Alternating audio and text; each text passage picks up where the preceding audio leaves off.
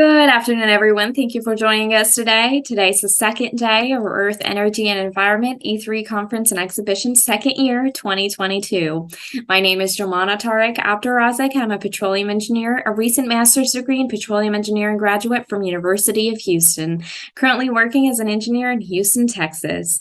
I have the pleasure to be here with you this afternoon as a member of the Technical Committee of Earth, Energy, and Environment E3 Conference and Exhibition. Today, we're pleased to welcome our invited speakers, one of which is Dr. Jing Li, Assistant Professor of Applied Economics in MIT School of Management. Dr. Jing Li will be discussing entry and coordination of U.S. electrical vehicle charging industry. This session is being recorded and will be uploaded to our YouTube channel, PyPetro, where you can also find all of our previous and upcoming courses in Earth, Energy, and Environment Student Conference and Exhibition. Again, that's our YouTube channel, PyPetro. Please feel free to send your questions in the chat box and we'll answer as many questions as possible. With that, I ask you to give your full attention to our invited speaker and help me in welcoming today's very honorable guest. Please welcome Dr. Jing Li. Hi, Dr. Li. Thank you for joining us today. We're so glad to have you on Earth, Energy, and Environment Student Conference and Exhibition. Thank you very much for the introduction, Jomana, and thank you, Suleiman and Ahmed, for the invitation. I'm very happy to get to be here with you today and show you some of the things that I'm working on with my co-authors and also present an economics perspective, which might be new to most of you. So the project specifically that I'll talk about is entry and coordination in the U.S. electric vehicle charging industry. This is joint work with Catalan Sprengel, who is at HEC Montreal. I'll begin by going over briefly my approach and research agenda in energy economics. So in approaching projects generally, the questions I start with are how does the strategic behavior of firms and consumers impact energy and environmental policies? And how can government policy improve efficiency of infrastructure provision in particular? And a lot of my work thinks about applying these broad questions to the light-duty transportation sector and applying these questions to thinking about how we might electrify the transportation system. So the approach that I take generally is to try to obtain market data and understand how the incentives of firms and consumers work in these markets. And the goal is to be able to guide policy questions. Okay, so specifically for this project that's ongoing, so I won't actually have too many results to show you, but I hope to show you the way that economists might approach a market and how we're thinking about these questions. So specifically, we're thinking about how entry by, say, one firm might impact incumbents, so other firms that are currently operating. And usually when we think about impacts of entry on other competitors in a market, they're negative in the form of business dealing. But we are thinking about whether with electric vehicle charging, whether there are positive spillovers that an entrant may provide to incumbents. That there are other examples of network settings or markets where spillovers may be positive from entry. For example, in a ride-sharing platform, if more drivers enter in the driver side of the market, there may be some business dealing from driver to driver, but there may also be a positive impact because now the driver side of this market is more fluid, and that might attract more riders coming onto the other side of the market. And similarly with telecommunications, if you have more providers on the supply side, there may be business dealing, but there's the possibility of positive spillovers by increasing demand. So with electric vehicle charging, we think that there's the potential for positive spillovers.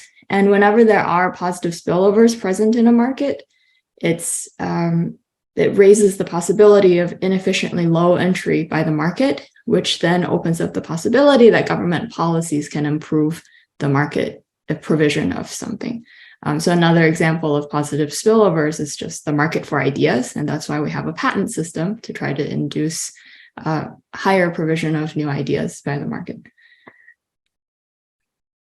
In this particular project, we want to look at how charging station entry in the US electric vehicle charging industry impacts the business of incumbents.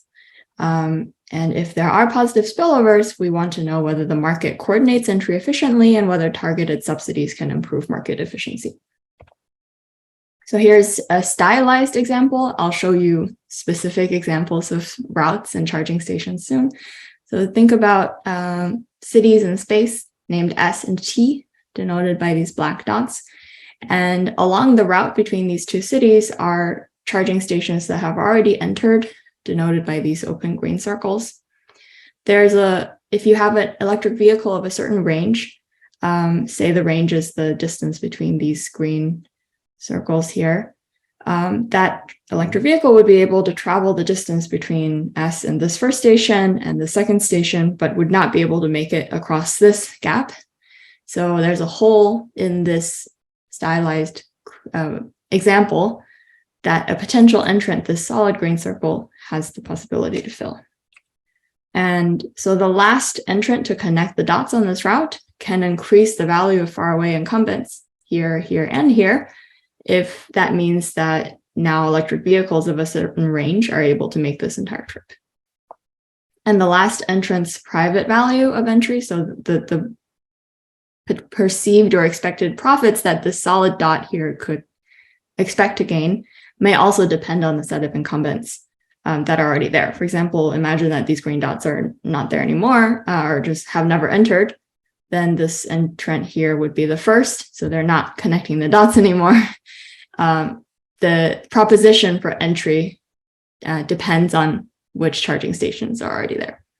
So if you have positive spillovers in a market and then combine the presence of positive spillovers with independently made entry decisions, then you have the possibility of inefficiently low entry provided by the market, as in a benevolent social planner would choose a higher level of entry.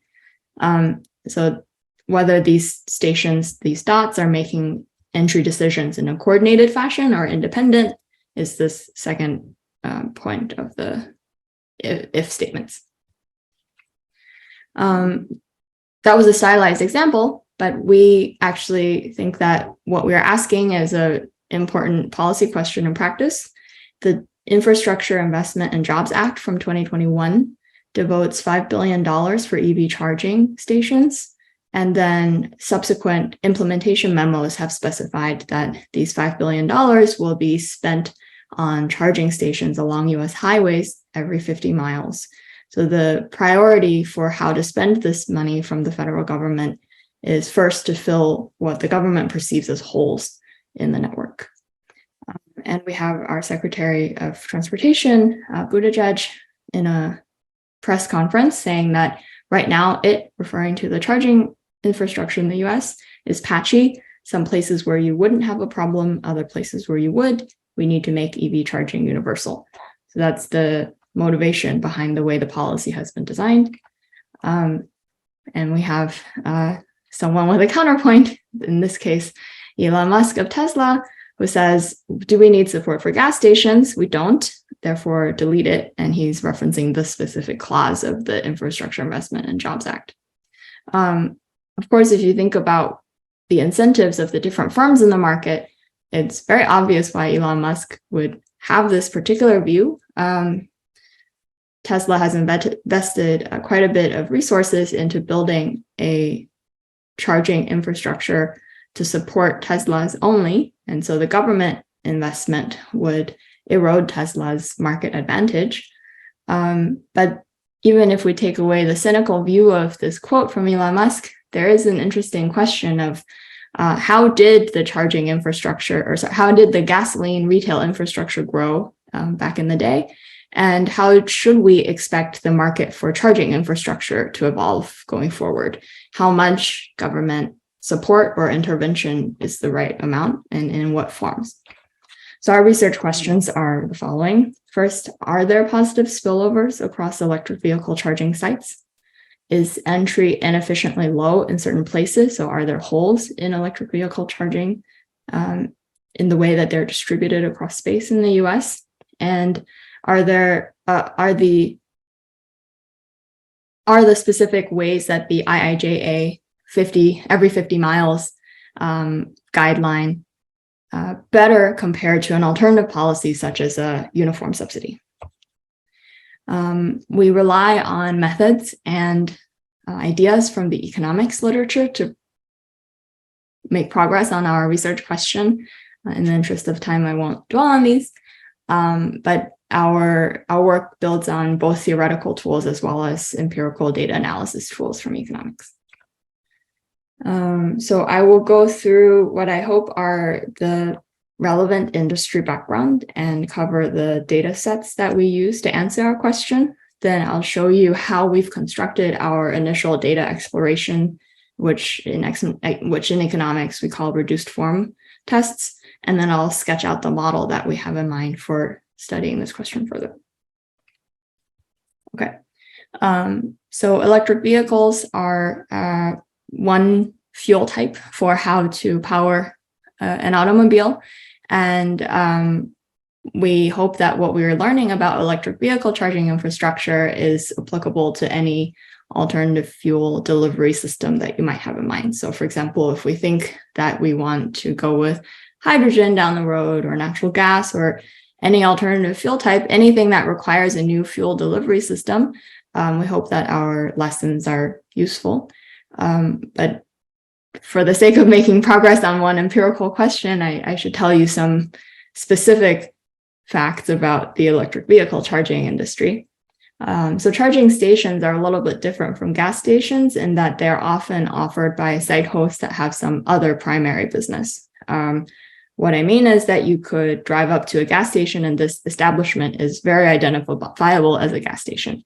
However, charging stations for electric vehicles are often offered, say, by a mall or a strip mall. In this case, you can see these charging posts in the parking lot of a shopping area. And the charging posts can be affiliated with a particular network or brand. In this case, if you recognize this logo, this is a ChargePoint collection of stations or collection of charging posts. I would consider this collection one station. There are also different charging standards in fast charging in the US. In prior work, I've studied the implications of different standards for charging and whether it would be better to have one charging standard rather than three. But for the purposes of this talk, I will just note that there are different standards, and that means given a vehicle, given an electric vehicle, only a subset of charging stations that are installed would be available to a given car. And then the retail prices for charging stations are often set by the site host themselves, but sometimes they are uniformly set across the network. So either the site host or the network that they're affiliated with could be setting the prices, and the structure and levels of those prices vary widely. The structure could be linear or nonlinear in energy or time. For example, it could say, this is going to be free for all kilowatt hours that you are served, or free only for the first 15 minutes, and then an astronomical charge after 15 minutes because maybe they want the vehicle to leave. And sometimes time of use rates are also observed, often where there are already time of use rates in the grid. We can also tabulate the types of site hosts that offer charging stations. And so we've just taken these data from the Department of Energy in the US. Here I've picked out a photo of one charging host in front of a retail location. This is a Kohl's. So just another chance to illustrate for you that it's often a site host with a different primary business that offers EV charging as an amenity. So shopping centers are a major source of charging station site hosts. Stores, parking garages, gas stations are actually one of the major providers of charging services, hotels and lodging. I skipped over car dealership because they serve dual purposes for car dealerships. The car dealerships also use the stations themselves to be able to recharge cars, say, in between test drives. But often car dealers are also making these charging infrastructure available to the public. And then I want to show you what the charging network strategies might look like, just if you were to go to any of the websites of these charging networks and to look at where stations might be available. I think this is more about the thoughtfulness of the UI designer behind each company rather than necessarily showing exactly what their spatial location strategies are. But let me get into specifics of what I mean. So in the top left panel is the map for charge point if you were to log into their website. And charge points, I think what they're trying to, what I get from looking at this picture as a user or potential user is that there are many, many charging stations on the charge point network.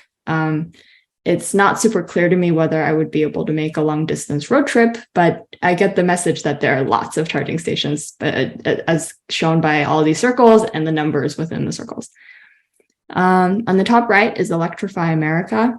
And from this map, I'm getting from the map as a user that there are long distance routes, specific long distance routes that I might be able to take. For example, maybe I could take a cross-country road trip, or I should be able to drive up and down the east and west coast of the US. And potentially also, once some of these gray stations come into service, I might be able to make some trips across the upper Midwest.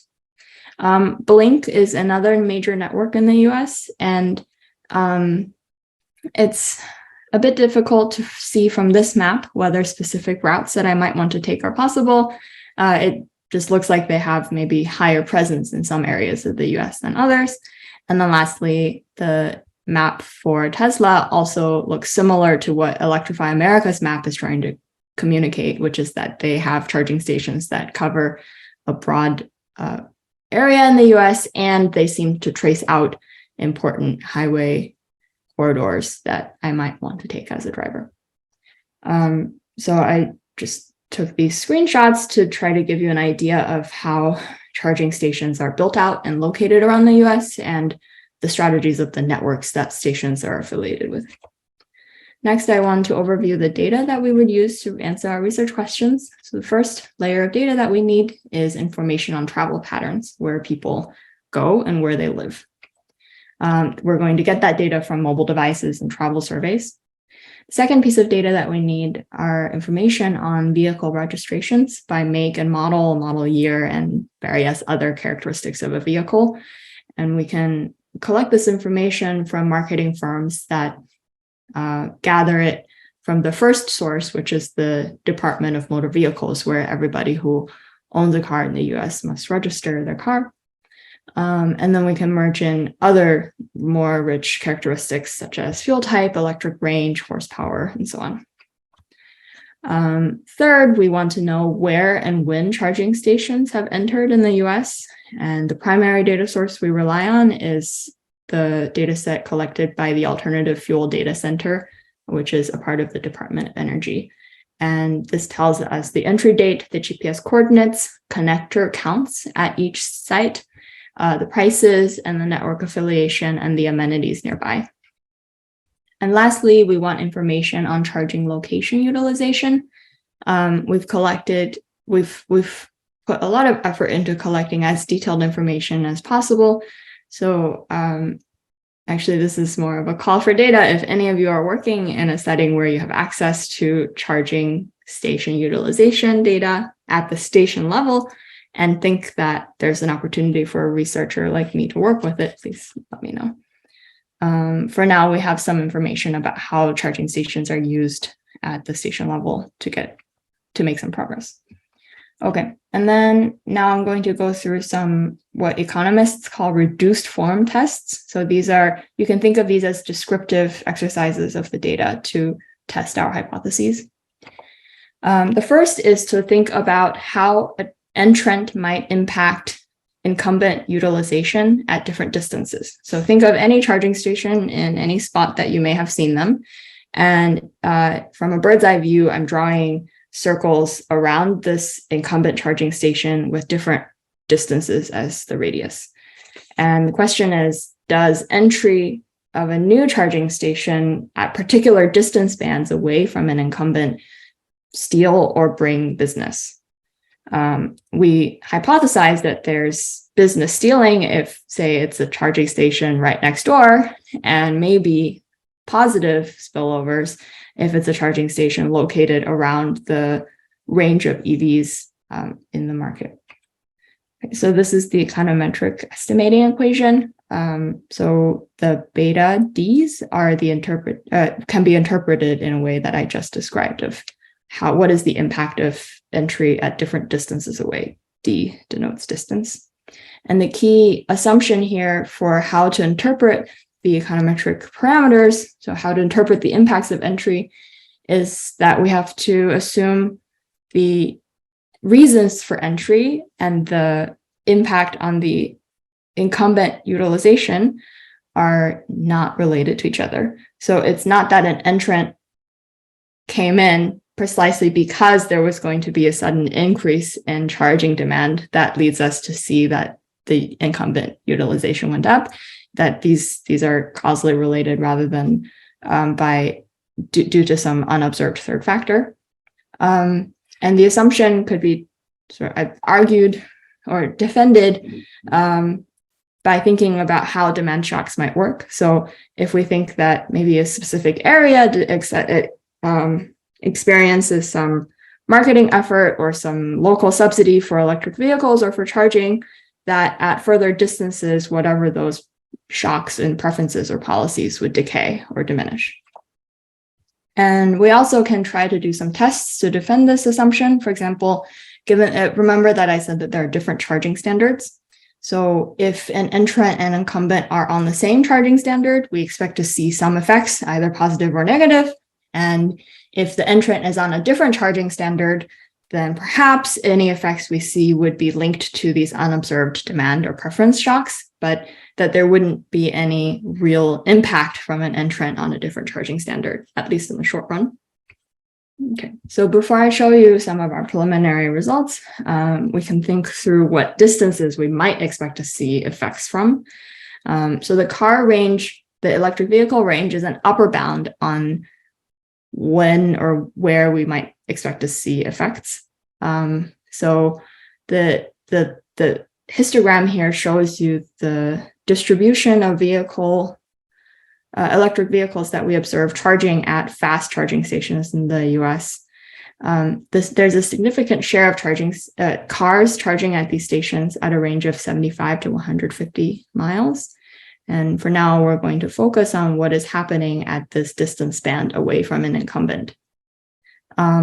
We are in the process of trying to explore how the change in range of electric vehicles that are on the market is contributing to our results. For example, maybe earlier in 2012 or 13 or so, the relevant range would have been lower than the relevant range nowadays, where the range of EVs has increased.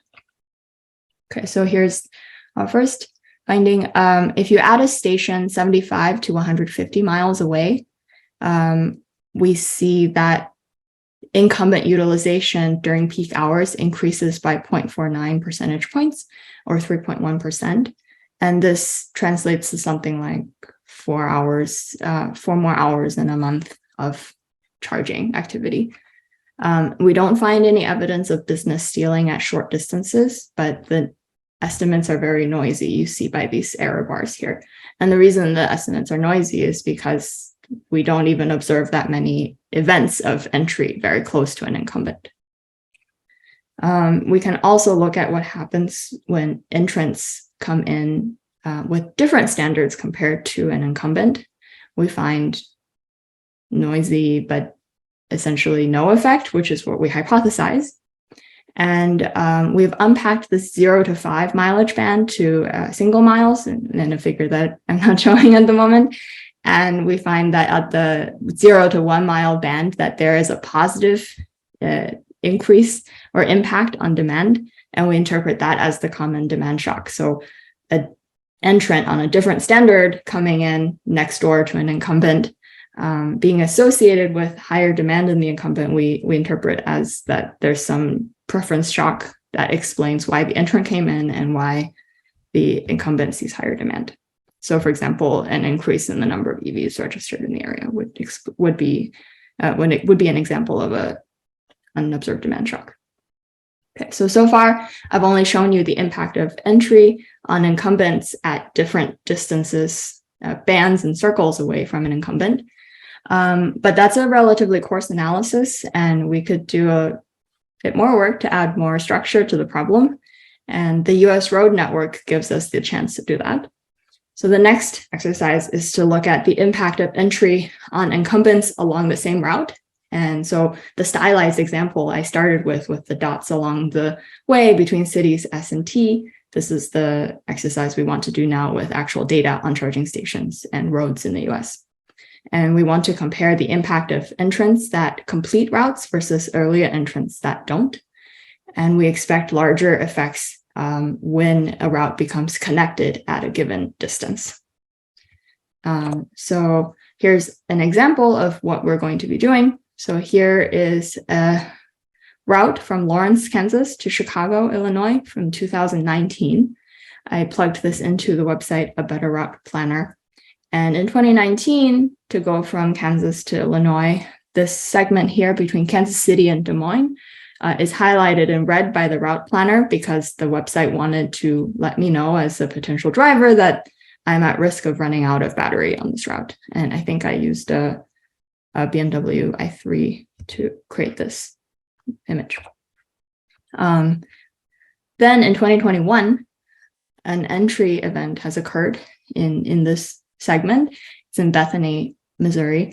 So now I'm no longer at risk of running out of battery between Kansas City and Des Moines. I could stop here in Bethany. And with our data that we've collected, we could look at, first of all, just in words, comments that people leave about this new entrant. They say, it works, now I can get from Des Moines to Kansas City without major range anxiety. Very happy to see this charging void getting filled for non-Teslas. And then someone makes a comment about the weather and how with EVs range sort of shrinks in cold weather. So qualitatively, it looks like when people respond to charging entry, they're thinking exactly in the same way that we are trying to look at in the aggregate sense in data. And then I can also show you for a particular user, so not the same users as those who left these quotes, for a particular user colored in dark green are the stations that they visited before the Bethany, Missouri entrant. And then colored in red are the additional stations that we can see them ever visiting after the entrant of this Bethany, Missouri station.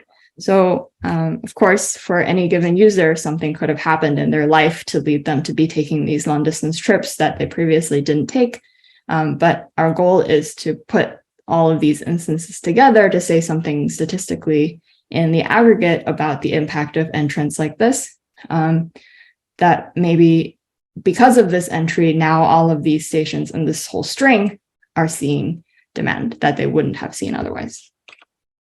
Here's another example. This is sort of like a spot the difference game. So this is San Jose to Santa Barbara in California, and it's the same route in the left and right figures, colored in blue for routes that are not connected at the 50-mile interval. The red dots are where charging stations are. But then by May 2022, this new charging station comes in, and now the distance between every pair of adjacent stations is at most 50 miles. So now we considered San Jose to Santa Barbara as connected at the 50-mile level. And we do this for every pair of adjusted urban areas in the US. And our preliminary findings are that an entrant that helps to connect or electrify a route at 50-mile intervals does increase incumbent stations, so demand, so utilization of these other dots on the route.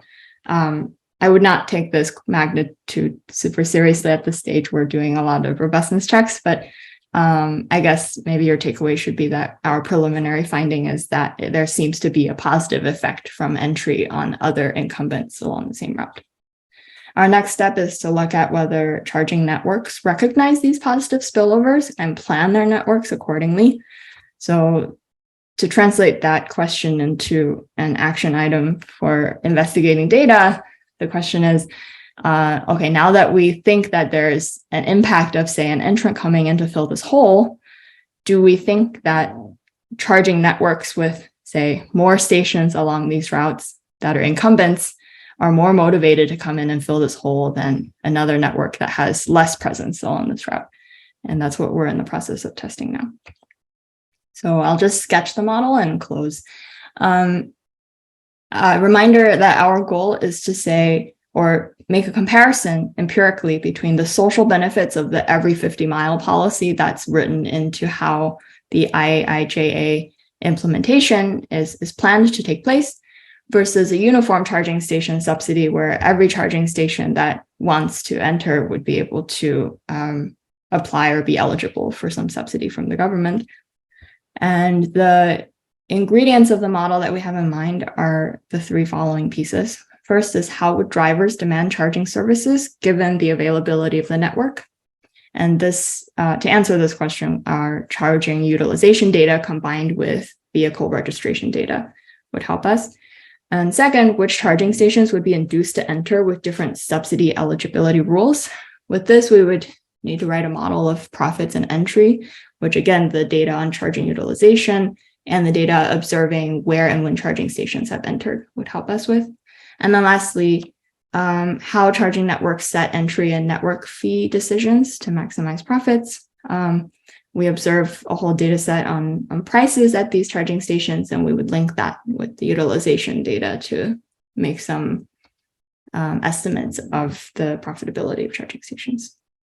Okay, so that's the end of my presentation today. I am thankful for the invitation and your attention. And my goal was to just show you how economists are thinking about these issues and questions. And I look forward to your questions. Thank you very much for a very interesting presentation. I really enjoyed it, especially as an owner of an electric car. I think we have a couple of questions only, but then we can talk about others from us. You can read the questions. One of them is saying, in which area, I assume saying, do you visualize the multi-billionaires looking at 2030, 2050, 2070, and 2100? I guess, so I should be clear that my approach in general to research is, it's a bit unfortunate because it ends up being backwards looking in a sense, but I try to use data to base my policy results on, and I can't do that if the future hasn't been realized yet and generated the data. So unfortunately, I don't think I have much to say about 2100 for sure, but for 2030, that's actually not that far off. And so we think that the results we generate from data, say from the last 5 years, does tell us something about how to make decisions in the coming few years. Yeah, and then I guess I could show you some visualizations like this that, yeah, thanks. There's another question. How do you get high ROI, return on investment, and low TCO? I think I need some help on what TCO stands for. That's a good question. Have an insight? Yeah, so with our, okay, I can talk about ROI. So our data show us that actually a lot of charging stations are not used nearly ever. And that, I guess, is relevant for ROI if you want to think about the profitability of different entry locations. But the point of spillovers that we're investigating is that a charging station that enters somewhere might be providing benefits to others in the market that they're not themselves capturing. So from a social perspective, we would like to incentivize those entry events to take place. So for example, this dot right here, if they're making business along the route for all these other dots increase, then that's kind of a social service that they're not getting compensated for. So then the question is, does the charging network that this station belonged to recognize this fact and try to subsidize their entry or charge them different network fees to make sure that they're able to come in? We're investigating that, so unfortunately I can't tell you the answer. But how do you get high ROI? Well, I guess by understanding where potential business actually is and to not enter in the places where you get zero demand. I think he's assuming that the TCO is for total cost ownership. I see. I think he's assuming that the ownership would be very low cost, which I think that may not be exactly true. Right. So I think charging stations, I mean, it's very expensive to build a gas station de novo as well. So the entry cost of fast, so level 3 or direct current charging stations is pretty much on par with how you might think about entry costs of a gas station. But the entry cost of a level 2 charging station are much lower.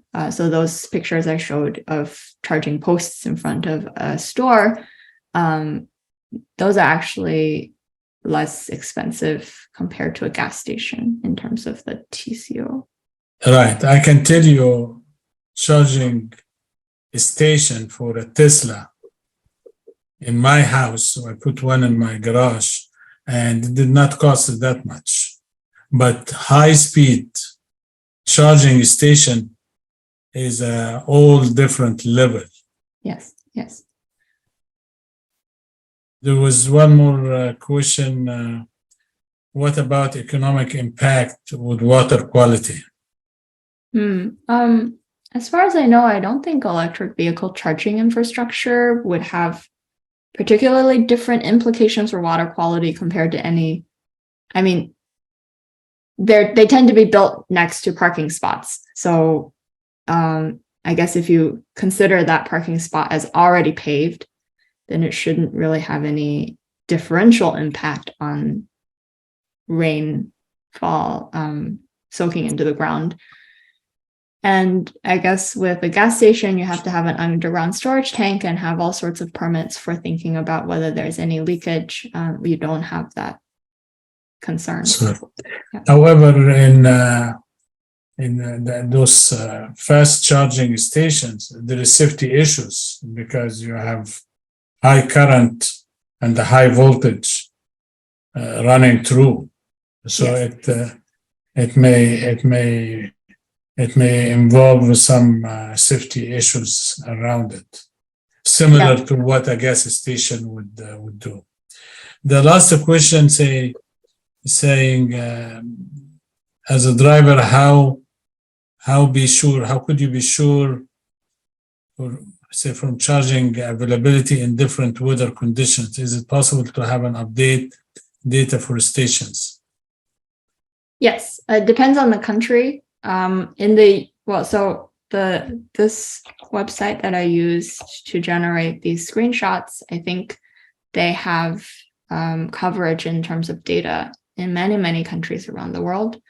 In the US in particular, there are other apps in addition to a route planner like this that would give you updated information. And then the websites of each of the charging networks from which I showed screenshots, they also show kind of live status of charging stations. Exactly. I know that this is the case in Tesla for sure. It tells me how many chargers are available in next station that I want to charge. So those are available, at least in the United States. I do not know in other countries. So that was extremely interesting presentation, and it's very relevant to our future, because I see that electric cars is selling more and more. Many companies are moving into electric cars. I do not know if there is any other question. We have maybe a minute left. I don't see any other. Do you have any final word of wisdom you want to tell us, Dr. Li? I think I would just say, well, I'm very grateful for the opportunity. And if anybody wants to follow up with me, my email is in the last slide, and I always appreciate the chance to learn from the perspectives of others. So please don't hesitate to reach out. Yeah, thanks. Thank you so much. That was a very, very interesting presentation. I loved it. Thank you. Thank you so much for the invitation. Bye.